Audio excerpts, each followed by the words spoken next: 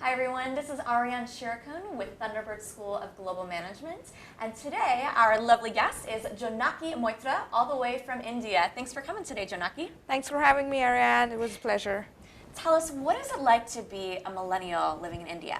From the place that I come in from India is Mumbai, and it's known as the New York of India. So honestly, I did not face a lot of difference when I came to US and from the culture that I come in from, and especially Mumbai. The only thing that sets Mumbai very apart from US and especially Phoenix is the amount of competition that I had back in Mumbai. The experience differs from person to person, but for me, being a millennial was like more of engineering and a lot of studying.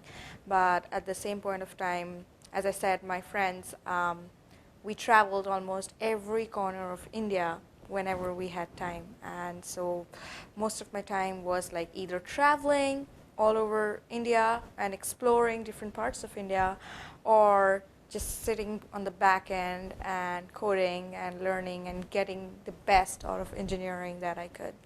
What are some of the misconceptions that Americans have about Indians? You speak that good English? Really?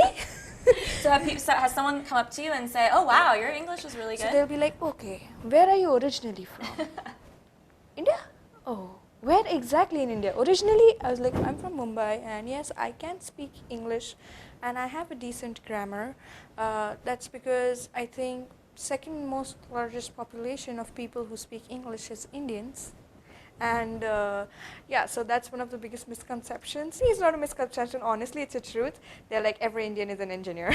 An engineer. Okay, Yes. okay. So, do you have some friends that have just grown up saying, you know what, I'm going to go a different direction. Yes. I am going to be a musical theater major. well, so that's what. If you look at my group, most of us like come from very different backgrounds. So one is a doctor. Few of us are engineers. Of course, we are in the majority. And then one is a musician, one is a theater artist, one is a painter. So there are, and then one is like, okay, I don't want to do any of this. I'm going to make a business of my own, and you all are going to work under me. And so one is an entrepreneur. So I think there are people who have gone into different directions. It's just that Mumbai is still like an India is still like an emerging market, and parents want to see their kids do well, and there's a lot of pressure, something known as the society pressure in India, and that kind of plays a major role in a child's life when we are making our career choices. So it's a very funny thing that we say in India, that a child makes a choice about what he really wants to do or she really wants to do in life after they get done with their undergraduation, which is engineering. After your undergraduate degree, what was it about the United States that made it really attractive for you to come here? That people are very independent. Like Americans, I respect them for being so independent, because in India we have maids for everything. I want to point out, Jonaki, this beautiful traditional Indian dress that you're wearing. I think it's absolutely gorgeous. So talk to us about when you would wear a dress like this. I mean, would you go to class like this, or is it just for special occasions? So this is for special occasion like you, ma'am. So, this is basically something that you wear when it's something really festive. It's a very festive attire, as you can see. Traditionally, we call it an anarkali. Anarkali is basically, okay, so this goes back to history. Akbar, Salim, who built the Taj Mahal for Mumtaz, one of his lovers was Anarkali, who was a performer amongst, like, there used to be many dance performances during the Mughal era. So the performers used to wear this kind of dress, and because her name was Anarkali, that's how the tradition of calling this sort of dress Anarkali came up. And we wear Anarkali specifically for dancing purposes. So this is one of my festive dance costumes. Yeah, and she's a great dancer, by the way. She's an excellent dancer. And I wear it like when it's Diwali, which is like one of the biggest festivals that's celebrated in India. So yeah, something which is very festive and very Indian. This is like apart from the sari, this is like a very traditional Indian costume. And as you see, the colors red, blacks, these like especially red and gold are the most festive colors that you can wear during festivals. How are the Indian men different from the American men?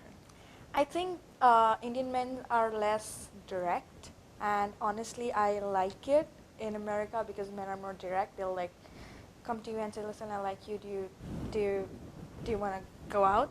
I really like you." Whereas for the Indian men, they'll be like dropping hints, and I'm awful at taking hints, and I'm like, "Huh? What? Really?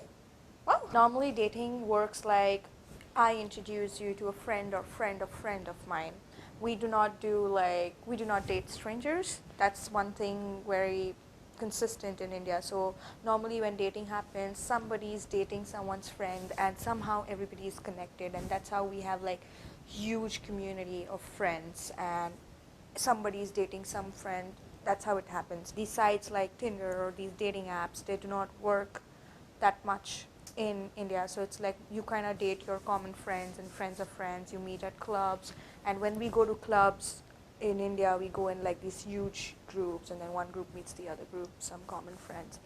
That's how dating works. Now the attitude is changing. Previously, not every family is very comfortable when a girl says that I'm dating a guy, because if you're dating, things do not work out fine. It sometimes, portrays a bad image for the girl. Interesting. And our society is very, very conservative when it comes to a girl's image. So for example, if a guy leaves a girl, it's like, oh, it may be the girl's fault. And if a girl keeps a guy who is from a different caste or different, it's still the girl's fault because she chose a guy of the wrong caste. The upper middle class families, they still believe in the concept of arranged marriage. And for us, arranged marriage is our parents doing Tinder for us. So they find a perfect match, and the perfect match is like basically two big families marrying each other. Wow. And then the guy and the girl marrying each other. When talking to some of my friends from India, they do mention that arranged marriages is still common. How do you personally feel about that? Because for me, I would be like, you know what, Mom, I'd want to pick my own. I don't know about you, but how does that feel? My parents are like very liberal that way. So they said that even if we look for arranged marriage, all we're going to do is do a good background check on the guy and give you the liberty of going out with him, date him for like a year if you feel like, and then based on your decision and your comfort level with the guy, we are going to like take this thing ahead. And parents normally look for like 3 to 4 guys, and they do a good background check on him. Like for instance, I have done my education in US, and now my parents know that my exposure is very different from a guy back in India. So they are now if they look for a guy, they won't look for a guy who has always been in India, but then they're going to look for a guy who has like traveled the world just like me. Yeah. So it's just that I'm lucky that my parents think that way. So honestly, I do not think that I have like a bad view of arranged marriage, because my friends who have got into arranged marriages are very happy, and there are success stories. But at the same point in time, I'll be very glad if I find somebody and take it to my dad, because my dad one day sat with me one evening and told me, so this is the ring. My dad gave me this ring, and he's like, if a guy gives you a better ring than this, then I have no issues. You are graduating in December.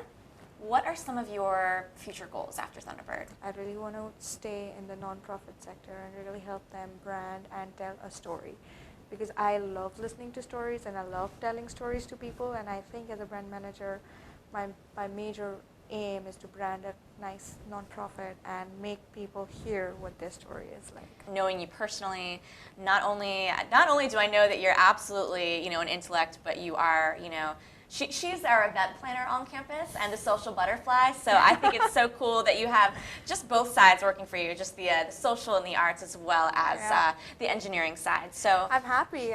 Like, even though I could not be the architect that I wanted to be, but event planning, marketing, this all is getting in, that creative juice is flowing and getting me back to what I originally wanted to be. And after I came to Thunderbird, I realized my passion for actually traveling and making international friends and doing events that brings a smile to people's face. And as I said, I love telling stories, listening to other people's story, and letting those stories out is what I want to do in the long run.